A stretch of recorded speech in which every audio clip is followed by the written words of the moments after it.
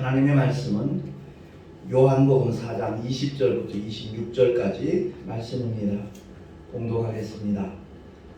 우리 조상들은 이 산에서 예배하였는데 당신들의 말은 예배할 곳이 예루살렘에 있다 하더이다. 예수께서 가라사대 여자여 내 말을 믿으라. 이 산에서도 말고 예루살렘에서도 말고 너희가 아버지께 예배할 때가 이르리라. 너희는 알지 못하는 것을 예배하고 우리는 아는 것을 예배하노니 이는 구원이 유대인에게서 남이니라. 아버지께 참으로 예배하는 자들은 신령과 진정으로 예배할 때가 오나니 곧 이때라. 아버지께서는 이렇게 자기에게 예배하는 자들을 찾으시느니라. 하나님은 영이시니 예배하는 자가 신령과 진정으로 예배할지니라. 여자가 가로되 메시아 곧 그리스도라 하는 이가 오실 줄을 내가 아노니 그가 오시면 모든 것을 우리에게 고하시리이다. 예수께서 이르시되 내게 말하는 내가 그로라 하시니라. 아멘. 기도하겠습니다. 하나님 아버지, 오늘도 추운 일이지만 주 앞에 나와 경배와 찬양을 드리며 주의 말씀에 귀를 기울일 수 있는 복된 시간을 허락해 주심을 감사합니다. 주님께 집중하는 은혜의 시간 되게 하시고 성령께서 깨닫게 하시는 대로 참으로 깨어있는 하나님의 사람으로 우리 모두가 살아가게 하여 주시옵소서. 예배자들의 자세가 어때야 될 것인가 다시 한번 말씀을 통하여 깨닫기를 소망하옵고 우리 구주 예수 그리스도 이름으로 감사하며 기도하옵나이다. 아멘. 오늘 말씀은 요즘 시대가 비대면 예배 시대라고 이렇게 말을 하고 있잖아요. 코로나19 바이러스 감염 확산 사태로 인해서 정부에서는 모든 교회를 향하여 비대면 예배를 요구하고 있고 또 강제하고 있는데 벌써 3년째 접어들었습니다. 이런 시대에 있어서 우리가 비대면 예배에 대하여 어떻게 받아들여야 되는지 성경을 통해서 한번 꼭 살펴보기를 원했습니다. 그래서 주님은 오늘 본문에서 말씀하기를 예배의 본질과 예배의 장소는 전혀 무관하다 하는 것을 21절에 말씀하고 있습니다. 예수께서 가라사대 여자여 내 말을 믿으라. 이 산에서도 말고 예루살렘에서도 말고 너희가 아버지께 예배할 때가 이르리라. 그렇게 말씀하셨습니다. 장소의 문제가 아니라는 겁니다. 어떤 이들은 그렇게 말합니다. 꼭 교회 가서 예배를 드려야 그게 진짜 예배다. 이렇게 주장하는 분들도 없지 않아 있습니다. 비대면 예배가 무슨 예배냐?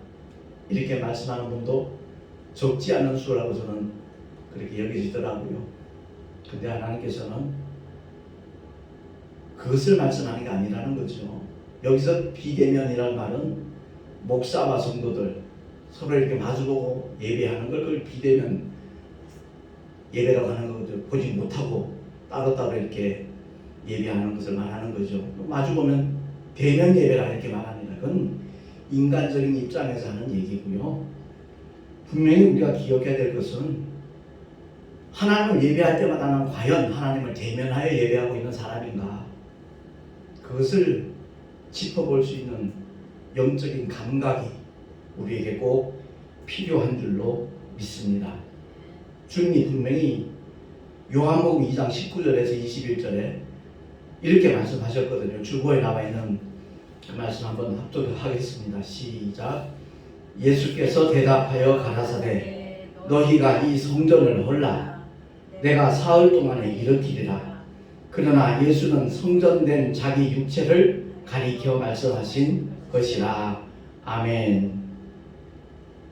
눈에 보이는 성전, 그 성전을 헐라는 말씀이 아니거든요. 사실 우리 주님이 하시는 말씀은 우리 육체가 곧 성령이 거하시는 성전으로 하나님이 찾으시는 그야말로 예배자가 될 수 있는 조건을 갖출 수 있다는 것을 일깨워 말씀하시는 건데, 오늘 본문 23절에도 아버지께 참으로 예배하는 자들은 신령과 진정으로 예배할 때가 오나니 곧 이때라 라고 일러주셨습니다.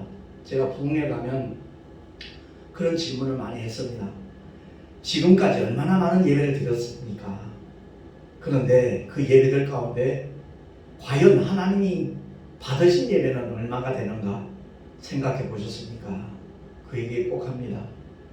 정말 우리가 내 입장에서는 하나님을 예배한 것 같은데 하나님 편에서는 전혀 받지 않으셨다면 그것이야말로 헛수고잖아요.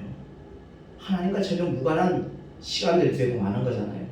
그래서 바른 믿음의 성도는 언제든지 어디서든지 성령 안에서 말씀이신 하나님과 교제하는 사람입니다. 그래서 늘 제가 주장하는 것이 바로 말씀 신앙인데, 하나님의 말씀을 많이 보고 읽어야 돼요. 끊임없이 그 말씀을 되새김질 해야 돼요. 그리고 그 말씀을 붙잡고 기도하는 것만이 하나님이 기뻐하시는 기도예요. 근데 대다수의 성도들은, 목회자들도 마찬가지고요, 자기가 바라는 문제, 자기가 이루기를 원하는 문제, 이런 것들에 대하여 막 매달려 부르짖는 것, 그게 기도일로 착각들을 하고 있어요. 그 모든 종교가 그것을 가르치고 있는데 기독교는 분명히 달라야 돼요. 정말 하나님의 말씀이 무엇인가를 알고 그 말씀 가운데 하나님께서 원하시는 뜻, 그 뜻이 이루어지기를 간구하는 것, 그것이 하나님께서 받으시는 기도인 줄로 믿습니다. 정말 주님이 우리를 위하여 행하신 일들, 그리고 약속하신 말씀들, 그 말씀에 따라 기도하는 것이지 내 병이 나을 줄로 믿습니다, 그게 기도가 아니라 주님이 책찍에 맞으심으로 우리가 나음을 입었으니 그 말씀이 내게 이루어지기를 주여 간구합니다, 그런 기도를 드릴 때 하나님께서는 그 증거를 보여주시는 줄로 믿습니다. 바른 믿음의 성도는 성령 안에서 말씀과 교제하면서 늘 주님을 대면하는 사람입니다. 거룩한 산제사의 의미가 바로 그거거든요. 주일날 가서 주님 앞에 예배를 드렸는데 일주일 동안의 삶이 그날적인 예배를 통해서 하나님이 말씀하신 그 약속의 말씀과 동행하는 삶인가 그렇지 않은 삶인가에 따라서 그 사람의 예배는 산 제사일 수도 있고 죽은 제사일 수도 있다라는 겁니다. 그래서 우리 주님께서 분명히 사도 바울을 통해 읽어주신 말씀이 이제 고린도전서 3장 16절인데 합독하겠습니다. 시작. 너희가 하나님의 성전인 것과 하나님의 성령이 너희 안에 거하시는 것을 너희가 알지 못하느냐 그랬거든요. 그렇습니다. 눈에 보이는 가시적인 교회, 그 교회를 말씀하는 것이 아니라 예수의 보혈로 죄사함 받은 거룩한 영혼이 되는 순간 성령을 모실 수 있는 조건이 갖춰지는 거거든요. 그래서 성령을 선물로 받으리니 라고 베드로가 그렇게 설교를 한 거거든요. 내가 성령 받을 수 있는 어떤 자격이 있어서가 아니라, 내가 수고하고 노력해서가 아니라, 금식하며 부르짖어 기도해서가 아니라, 그야말로 목소리를 높여서 하나님 앞에 정말 절규하듯이 부르짖어 기도함으로 성령이 임하시는 것이 아니라, 정말 내가 예수의 보혈로 죄사함 받은 하나님의 자녀가 되었다라는 그 믿음을 가지는 순간 성령님을 모실 수 있는 조건이 갖춰지기 때문에 성령을 선물로 받으리니 라고 베드로가 설교한 거거든요. 그렇습니다. 그래서 예수의 보혈로 죄사함 받은 영혼들이 성령님 내게도 오시옵소서 하는 순간에 주님은 조금도 주저하지 않아요. 망설이지 않아요. 우리가 어떻게 막 종교 생활을 해야만 내가 너한테 임하겠다, 그런 말씀 하신 적이 없어요.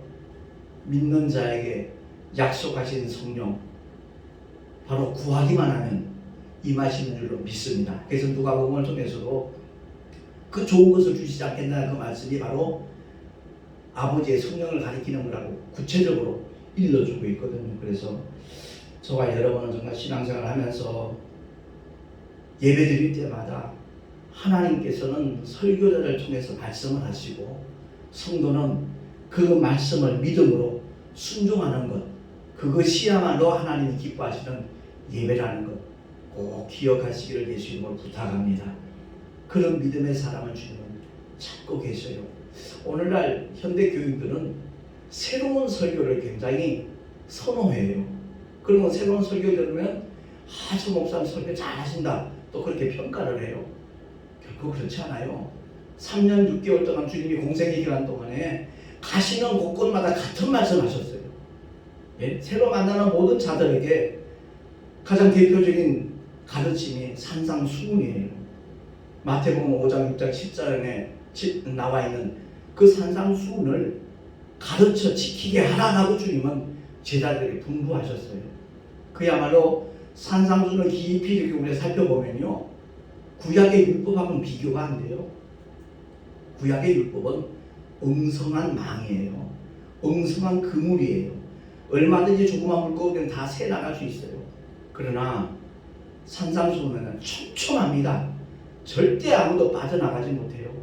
다시 말해서 그 산상수훈을 통해서 주님이 일깨우시는 말씀은 하나님 앞에 나는 어쩔 수 없는 죄인이다라는 고백을 하라는 거예요. 죄인만이 메시아를 만날 수 있는 자격이 있는 사람이에요. 죄 없는 사람은 메시아를 만날 이유가 없어요. 그렇기 때문에 우리가 예배를 드릴 때마다 먼저 하나님 앞에 기도하는 것은 한 주간 동안 살면서 나도 모르게 나 자신도 모르게 실수하는 거 있잖아요. 남에게 의도하지 않은 상처를 줄 수도 있잖아요. 그런 것들을 먼저 하나님 앞에 찾아보고 회개하고 정말 주님의 보혈로 우리는 날마다 자백을 해야 되거든요. 그래서 깨끗하여진 그 심령 속에 하나님의 거룩한 생명의 말씀을 받는 그 믿음의 사람이 참으로 주님을 예배하는 올바른 자세를 갖춘 사람이라는 것을 기억을 하고 우리 늘 그렇게 예배하는 하나님의 사람들이 되십시다. 그래서 로마서 12장 1절에 보니까 어떤 예배를 드려야 될 것인가에 대해서 가르쳐 줬는데 합독합니다. 시작. 너희 몸을 하나님이 기뻐하시는 거룩한 산 제사로 드리라. 이는 너희의 드릴 영적 예배니라 라고 성경은 말씀하고 있거든요. 제가 이 비대면 예배를 드리는 이런 상황 속에서 참 안타깝게 생각하는 것 중에 하나가 바로 그런 부분이에요. 정말 힘들고 어려워도 많은 방해 세력이 있어도 직접 주님 앞에 나와서 예배하는 그 모습을 하나님이 얼마나 기뻐하시겠는가. 그렇다고 해서 동영상으로 예배드리는 것을 하나님이 받지 않으신다라는 그런 의미가 아닙니다.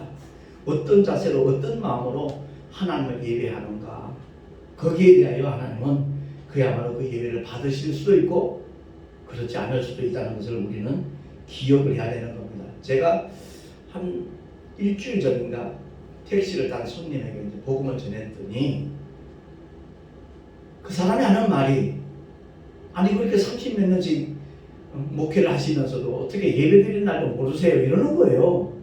주일날 예배드린다는 사실에 대해서. 무슨 말씀이죠? 그랬더니 안식 후 첫날은 주님이 부활하신 날이고 분명히 주님이 십계명에 말씀하지 않았나고 안식일을 기억하여 거룩히 지키라 하셨는데 왜 토요일날 예배를 드려야 되지 주일날 예배를 드리냐 그래요. 알고 보니까 그 사람이 하나님의 교회 사람이에요. 그래서 내가 어이가 없더라고요. 정말 어이가 없어요. 그때 같이 동승했던 딸인 것 같아요. 목사님 이해하세요. 우리 엄마가 완전히 쇠뇌돼 가지고요. 맨날 그것 때문에 우리하고도 다퉈요. 이런 식으로 얘기를 하더라고요. 그러니까 그 딸은 정통교회 다니는 것 같아요. 근데 지 엄마는 그 하나님의 교회 다니면서 맨날 그것 때문에 부딪히는 거죠. 심지어 목사님들 가운데도 안 시켜 들어간 사람이 있는데 그 사람이 간증을 하기를 내가 하마터면 속을 뻔했다 이러면서 분명히 십계명에 말씀하지 않았나고 모든 믿는다는 사람들이 안식일을 지키지 않고 오늘날처럼 이렇게 주일날 교회 나가는 일이 생길 거기 때문에 십계명 가운데 유독 그것만큼은 안식일을 기억하여 강조를 한 것이다. 저는 그 사실을 모르고 주일날 예배를 늘 드리다가 뒤늦게 제가 깨닫고 회개하고 안식교에 들어왔다라고. 간증하는 목사를 내가 한번 영상을 통해서 본 적이 있어요. 참 딱하다라는 생각이 들더라고요. 예수 그리스도는 모든 율법의 마침이 된 줄로 믿습니다. 모든 율법의 요구를 완성하신 분이, 성취하신 분이 하나님의 독생자 예수 그리스도예요. 그러니까 그 주님이 십자가에서 다 이루었다는 그 말씀 한마디 속에 율법의 모든 요구를 다 이루신 거예요. 더 이상 우리는 율법의 노예가 되서는 안 돼요. 로마서를 통해서 사도 바울이 다시 한번 강조하는 메시지가 바로 그거잖아요. 로마서 8장 2절에 보니까, 자, 우리 합독하겠습니다. 시작. 그리스도 예수 안에 있는 생명의 성령의 법이 죄와 사망의 법에서 너를 해방하였음이라. 아멘. 그러니까 10계명 가운데 그 4계명도 율법이에요. 율법을 다른 말로 바꿔 말하면 죄와 사망의 법이에요. 죄를 깨닫게 하는 하나님의 법이에요. 그것으로 구원을 얻을 수 있는 육체는 이 세상에 단 한 사람도 없어요. 그래서 하나님의 독생자가 이 땅에 오셔서 그 율법의 요구를 이루시는 거예요. 어떤 요구죠? 죄값은 사망이에요. 그래서 우리를 대신해서 십자가에 달리셔서 물과 피를 다 쏟아주심으로 말미암아 아담의 원죄를 위시하여 인류의 모든 죄를, 세상 죄를 지고 하는 하나님의 어린 양으로서 피 흘려 죽어 주심으로써, 그리고 사흘 만에 부활하심으로 말미암아 그 모든 일이 이루어졌다는 것을 확정하신 줄로 믿으시기 바랍니다. 그래서 우리가 예배를 드릴 때마다 그 은혜에 감격해야 돼요. 더 이상 우리가 주님 앞에 어떤 짐승의 피를 들고 오는 게 아니잖아요. 2000년 전에 십자가 위에서 흘리신 예수 그리스도의 보혈이 인류의 모든 죄를 단번에 완벽하게 다 처리하셨다라는 그 믿음을 가졌기에 안식 후 첫날 주일날 예배드리는 이유는 다른 것 없어요. 부활의 산 소망을 주님이 주셨기에 사망 권세 깨뜨리시고 기독교의 핵심 가르침인, 핵심 약속인 그 부활의 소망을 지금도 포기하지 않았습니다. 놓치지 않았습니다. 지금도 그 부활의 산 소망을 굳게 붙잡고 있습니다라고 고백하는 예배가 주일 예배임을 아시기 바랍니다. 그러니까 많은 분들이 우리 한국교회에서 특히 과잉 충성을 많이 해요.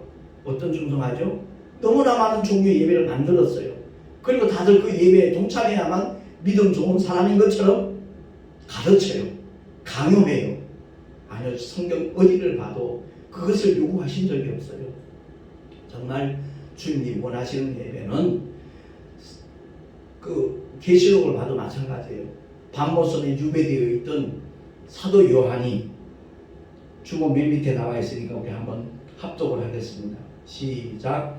나 요한은 너희 형제요 예수의 환난과 나라와 참음에 동참하는 자라.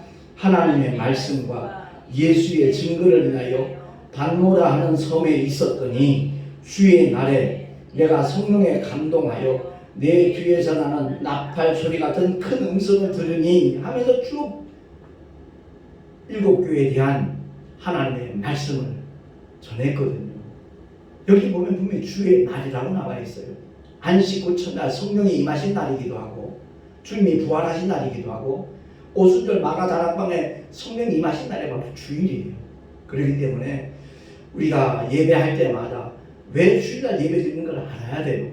나는 여전히 주님을 사랑하고 여전히 부활의 산소망을 굳게 붙잡고 있습니다라는 고백이 바로 주일 예배라는 것을 우리가 기억을 하고, 하나님이 원하시는 예배는 다른 것 없습니다. 신령과 진정으로 예배하는 겁니다. 다시 말해서 신령은 뭐예요? 성령의 역사하심이 있어야 돼요. 성령의 감동 감화가 없는 예배는 어떤 의미에서는 예배가 아니에요. 그래서 바울이 가장 두려워했던 것이 뭐죠? 성령의 나타나심이 없을까봐 그걸 두려워했어요. 그야말로 복음을 전하는데 어떤 증거도 나타나지 않는, 어떤 감동도 감화도 없는 예배는 예배가 아니라는 거죠. 수없이 많은 예배를 드렸다고 할지라도 하나님께서 받지 않으시면 그 아무 소용없는 무용지물이잖아요. 오죽하면 말라기스를 통해서 주님이 그렇게 말씀하셨겠어요. 헛되이 부장하는 자들, 누가 좀 성전 좀 닫았으면 좋겠다. 예. 전심을 다한 예배가 아닌 예배는 예배라고 말할 수 없는 거예요. 그래서 우리가 예배 드릴 때마다 어떤 자세를 가져야 되는 것인가? 노아의 방주를 생각하면 돼요. 거기는 어떤 동력도 없어요. 어떤 방향을 정할 수 있는 답도 없어요. 아무것도 없어요. 오직 하나님 역사하심에 맡기는 거예요. 그러니까 예배 드릴 때마다 오직 성령의 운행하시는 대로 믿음의 길을 걸어가는 그 모습이 얼마나 아름다운 것인가 하는 것을 꼭 기억을 해야 되고요. 지성소도 마찬가지예요. 하나님 앞에 그 지성소 들어갈 수 있는 사람 대제사장밖에 없잖아요. 그야말로 하나님 앞에 제사를 진행하다가 그 지성소 들어가 있는 대제사장이 만약에 잘못된 일이 있어도 그 안으로 아무도 못 들어가는 즉시 죽어요. 그래서 방울을 달고 있는 것이고 끈을 달고 있는 거예요. 대제사장이 그 진례를 하는 움직일 때마다 방울 소리가 나잖아요. 방울 소리가 나지 않으면 밖에 있는 사람 끈을 살짝 당겨요. 그러면 대제사장이 나 죽지 않았다, 살아있다는 것을 증거로 또 방울 소리 내는 거예요. 그와 마찬가지로 우리가 하나님을 예배할 때마다 정말 오직 주님께만 집중하는 그런 모습을 가질 때 하나님께서 그 예배를 통해서 영광도 받으시고 그렇게 예배하는 자들에게 큰 은혜를 베풀어 주시는 줄로 믿습니다. 이 비대면 예배를 통해서 우리가 꼭 기억해야 될 것은 어떤 분이 그런 얘기를 해요. 참 비대면 예배가 참 좋대요. 왜 그런 거 했더니 헌금 안 해도 좋다는 거예요. 과연 그런 예배를 하나님 얼마나 기뻐 받으시겠는가. 성전 예배를 고집하는 사람들도 문제가 되지만 그야말로 어떤 체면치레 같은 거 이런 것 때문에 어거지 헌금하던 사람들 그거 안 하니까 좋다는 그 말은 다시 말해서 그 사람은 한 번도 하나님을 제대로 예배한 적이 없는 사람이 아니겠는가 이런 생각이 들더라고요. 아무튼 오늘 말씀을 통해서 저와 여러분 이 비대면 예배에 대해서 내가 집에서 예배드린다고 해서 하나님이 받지 않으신다? 결코 그게 아니라는 거죠.